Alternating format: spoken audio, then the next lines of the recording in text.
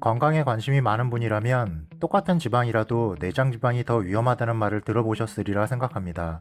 체내의 지방 조직이 과다한 상태를 일컫는 비만 가운데에서도 뱃속 내장 사이에 끼어있는 지방들을 내장 지방이라고 합니다. 팔, 다리는 말랐으나 배에만 살이 많다면 내장 비만을 의심할 필요가 있습니다. 내장 지방이 많이 쌓일수록 전신에 염증 물질이 분비되면서 대사증후군이나 고혈압, 이상지질혈증, 당뇨병 발병 위험이 높아질 수 있습니다. 내장 지방은 겉으로 보이는 피하 지방보다 우리 건강을 위협하는 한층 위험한 녀석입니다. 하지만 내장 지방을 빼기란 쉽지 않은데요. 오늘은 내장 지방 제거에 도움이 되는 방법을 알아보겠습니다.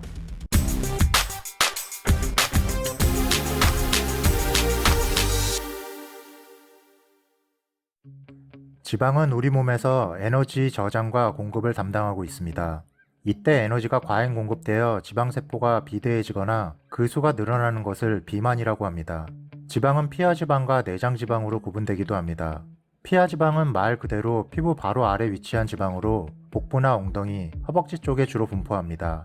비상 상황에 대비하기 위해 몸에서 축적된 지방으로 영양분의 저장 및 지방 합성, 열의 차단, 충격과 흡수 등의 역할을 담당합니다. 반면 내장지방은 뱃속 내장 사이사이에 낀 지방을 말합니다. 탄수화물 섭취로 생성된 포도당이 간이나 근육에 흡수되고 남은 당분이 내장에 저장되면서 생기는 것이 바로 내장지방입니다. 내장지방은 주로 복부에 많이 쌓이는데 손으로 만졌을 때 잘 잡히지 않는 특징이 있습니다. 만약 팔, 다리는 가느다란 편인데 배만 빵빵하게 나오고 살이 잘 잡히지 않는다면 내장 비만일 확률이 높습니다.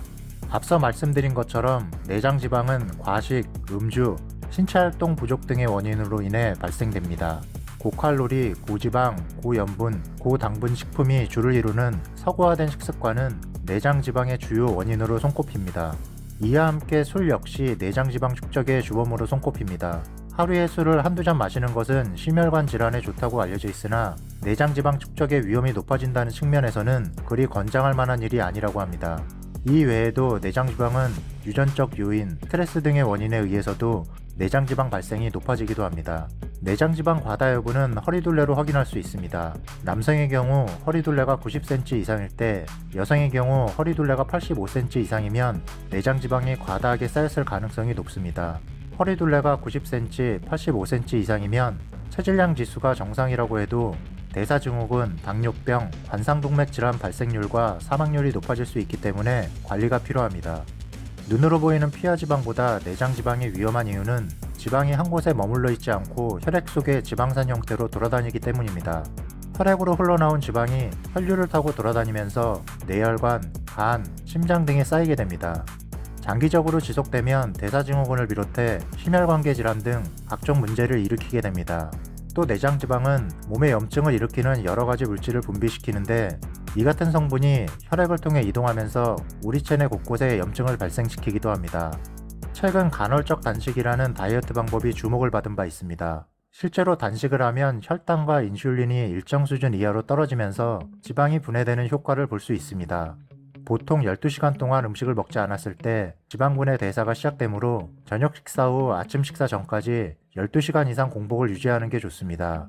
비만으로 인해 인슐린 저항성이 있는 사람의 경우 지방 대사가 이루어지는데 더 많은 시간이 소요되는 만큼 단식 또한 더 길게 해야 합니다.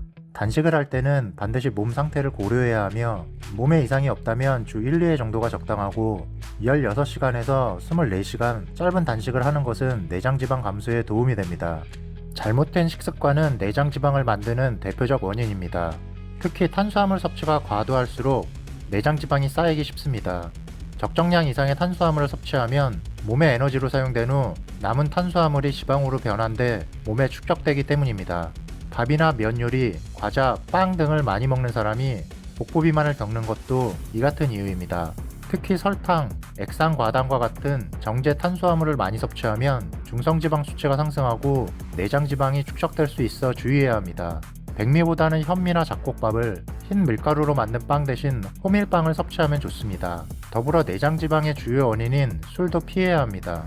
알코올은 섭취하는 열량 가운데 가장 먼저 소모되려는 경향을 보이는데 이때 탄수화물, 지방, 단백질이 에너지로 소비되는 것을 방해하는 작용을 합니다. 탄수화물 섭취를 줄이면 우리 몸은 단백질에서 에너지를 얻기 위해 단백질을 당으로 바꿔 사용합니다. 단백질이 모자라면 근육에 있는 단백질을 빼 사용하므로 풍부한 단백질 섭취가 중요합니다. 근육이 줄어들면 살아가는 데 필요한 에너지량인 기초 대사량이 줄어 오히려 뱃살 감량이 어려워질 수 있습니다. 이 같은 근육 손실을 최소화하기 위해서는 단백질의 섭취량을 늘려야 합니다. 다이어트를 마음먹었다면 몸무게 1kg당 1.2에서 1.5g 정도의 단백질 섭취를 권장합니다. 단백질이 소화, 흡수되는 양이 정해져 있으므로 아침, 점심, 간식, 저녁으로 4회 정도에 나눠서 먹는 것이 더 효과적입니다. 체지방 감량에 효과적인 고단백 식품으로는 닭고기, 생선, 해산물, 콩, 두부, 달걀, 플레인 요거트 등이 있습니다. 내장 비만을 줄이는 데 도움을 주는 식품을 섭취하는 것도 좋습니다. 녹차나 카카오 닙스는 카테킨 성분이 풍부해 체지방 분해에 효과적입니다. 양파와 대추는 혈중 콜레스테롤 수치를 낮춰주는 역할을 합니다. 계피나 생강 등 따뜻한 성질의 음식들을 섭취하면 몸속 순환이 원활해져 장기 사이에 축적된 지방을 한층 쉽게 분해할 수 있습니다. 내장 지방 제거 역시 운동은 필수입니다. 특히 조깅이나 수영, 자전거 타기 등과 같은 유산소 운동은 내장 지방을 제거하는 데 많은 도움이 됩니다. 유산소 운동을 하면 장기 사이 중성지방이 잘 연소되기 때문입니다. 몸에 살짝 땀이 날 정도의 중간 강도로 일 30분, 주 3일 이상 하고 효과를 높이기 위해 인터벌 운동을 하는 것도 추천합니다. 높은 강도의 운동을 짧게 반복하는 운동법을 고강도 인터벌 운동이라고 합니다. 내장 지방을 빼기 위해서는 숨이 턱에 찰 정도의 고강도 운동을 1, 2분간 진행하고 1에서 3분간 가벼운 운동을 해주면 됩니다. 이를 3에서 7회 반복하면 내장 지방 감소에 효과적입니다. 여기에 근육 운동을 더해야 기초 대사량을 유지할 수 있습니다. 운동과 식이요법으로 칼로리가 마이너스 상태가 되면 인체는 피하지방보다 내장지방부터 꺼내 비상에너지로 씁니다. 피하지방은 인체를 보호하는 기능이 있어 최대한 몸에 남겨두려고 하지만 내장지방은 불필요한 쓰레기에 불과하기 때문입니다. 그래서 남자들의 다이어트가 여자들보다 쉽습니다. 여자는 기본적으로 피하지방이 많아서 다이어트를 하면 체중이 천천히 빠지지만 남자는 내장지방이 많아서 금방금방 잘 빠집니다. 허리둘레도 마찬가지입니다. 남자는 술만 줄여도 내장지방이 빠져 허리둘레가 눈에 띄게 줄어들지만 여자는 피하지방도 빠져야 되므로 남자보다 허리둘레가 줄어드는 속도가 더딥니다. 좋은 것은 받아들이고 나쁜 것은 잘 내보내면 됩니다. 수많은 다이어트 책과 강의, 운동센터에서 식습관의 중요성을 끊임없이 강조하고 있지만 음식의 유혹 앞에서는 속절없이 무너지게 됩니다. 따라서 현실적으로 실천할 수 있는 계획이 필요합니다. 아침과 점심은 든든히, 저녁은 가볍게, 그리고 야식은 먹지 않는 것을 제한합니다.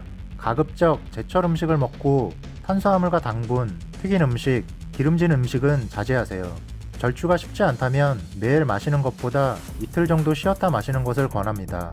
그리고 잘 배출해야 합니다. 한자리에 가만히 앉아있는 것보다는 적당히 걷고 끊임없이 움직여야 대사작용을 통해 땀, 소변, 대변으로 노폐물을 배출할 수 있습니다. 운동하는 게 쉽지 않다면 가까운 곳을 산책하는 것부터 시작해보는 것은 어떨까요? 세상의 모든 건강 정보, 건강 이슈.